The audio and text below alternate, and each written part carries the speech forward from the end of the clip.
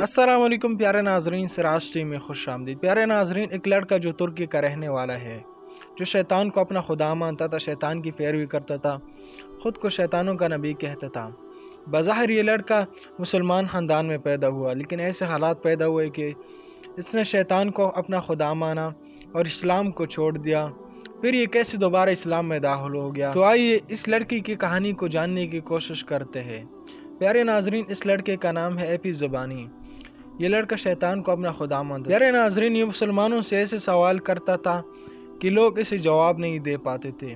جب بھی کسی پوڈ کاسٹ میں جاتا تھا تو ان سے سوال کرتا تو وہ پوڈ کاسٹ والے چپ ہو جاتے تھے۔ پیارے ناظرین، اس لڑکے کے سوالات ایسے ہوتے تھے کہ آج تک کسی نے ایسے سوال نہیں پوچھی۔ جب کسی مسلمان سے سوال کرتے ہیں کسی پوڈ کاسٹ میں تو وہ ان کو اس لڑکی کو چپ کرنا پڑتا تھا، کیونکہ ان کے پاس جواب نہیں ہوتے تھے، ان کے پاس اتنا علم نہیں ہوتا تھا۔ پیارے ناظرین، اس کے بعد اس لڑکے نے خود ایسے شخص سے ملا، ایک ایسے شخص کو پوڈ کاسٹ میں بلایا کہ جس کے پاس اسلام کا علم تھا، جس نے اسلام کو پڑھا تھا، صحیح مسلمان تھا۔ پیارے ناظرین، اس کے بعد اس لڑکے نے اس عالم دین شخص سے پوچھا کہ جب کچھ اچھا ہو رہا ہے تو اس کا ذمہ دار بھی اللہ، یعنی اللہ کی طرف سے ہو رہا ہے، پھر جب کچھ برا ہو رہا ہے تو یہ بھی تو اللہ کی طرف سے ہو رہا ہے، پھر ہم سے کیوں حساب لیا جا رہا ہے؟ پیارے ناظرین، یہ بہت مشکل سوال تھا، لیکن اس عالم دین شخص نے اسے اس کا جواب بھی دے دیا، اور اس عالم دین شخص نے بتایا کہ اللہ تعالیٰ نے ہر انسان کو اختیار دیا ہے کہ وہ فیصلہ کرے کہ وہ سیدھی راستے پر چلنا چاہتا ہے یا برائی کا راستہ اختیار کرنا چاہتا ہے۔ اگر وہ سیدھا راستہ اختیار کرتا ہے تو اللہ اسے اپنا دوست بناتا ہے، اگر وہ برائی کا راستہ اختیار کرتا ہے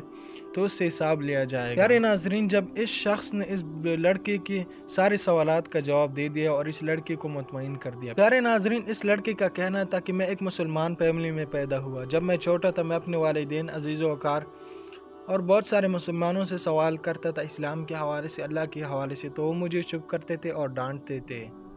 پیارے ناظرین، اس وجہ سے اس نے شیطانی مذہب اختیار کیا تھا، کیونکہ جب اسے صحیح سوال کا جواب نہیں مل جاتا تھا، اسے چپ کرایا جاتا تھا، تو اس نے بار راستہ اختیار کیا اور کچھ ایسے لوگوں سے ملا جو شیطان کی پیروی کرتے تھے، تو اس طرح انہوں نے اس کے اندر زہر بھر لیا۔ پیارے ناظرین، اس کے بعد اس عالم دین شخص نے اسے سوال پوچھا کہ آپ کبھی خانہ کعبہ گئے ہو؟ تو اس لڑکے نے کہا کہ پہلے بچپن میں مجھے بہت زیادہ شوق تھا کہ میں خانہ کعبہ جاؤں، لیکن اب میں نہیں جا سکتا، اب میں بہت زیادہ گندا ہو چکا ہوں اور میرے پاس پیسے بھی نہیں ہیں۔ پیارے ناظرین، اس کے بعد اس عالم دین شخص نے اسے بتایا کہ ہم آپ کو اپنے خرچے پر خانہ کعبہ لے جائیں گے۔ اس کے بعد یہ شخص اس سے ملتا رہا تاکہ یہ اسلام میں دوبارہ داخل ہو جائے۔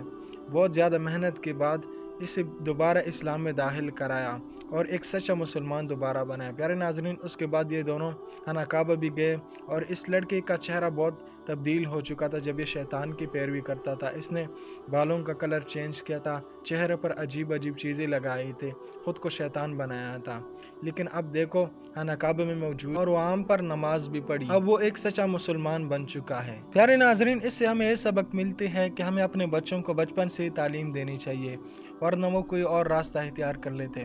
اگر آپ پاکستان میں دیکھو، بہت سارے ایسے لوگ ہیں جن کو اپنے نبی کا نام بھی نہیں آتا۔ پیارے ناظرین، میں کچھ دن پہلے ایک انٹرویو دیکھ رہا تھا جب ایک بندہ لڑکوں سے سوال پوچھ رہا تھا، تقریباً 19-20 سال کے لڑکے تھے، ان کو اپنے نبی کا نام بھی نہیں آتا تھا، بس صرف بولتے تھے کہ صلی اللہ علیہ وسلم نام ہے، اور اس طرح ان کو کلمہ بھی نہیں آتا تھا جس سے ہم مسلمان ہو جاتے تھے، تو یہ بڑی افسوس کی بات ہے۔ اس طرح پیارے ناظرین، کچھ ماں باپ ہے جو اپنے بچوں کو دینی تعلیم نہیں دیتے، بلکہ اسے دنیاوی تعلیم تو بھرپور دیتے لیکن دینی تعلیم پر توجہ نہیں دیتے۔ وہ مسلمان ہوتے ہیں لیکن انہیں اپنے نبی کا نام بھی نہیں آتا۔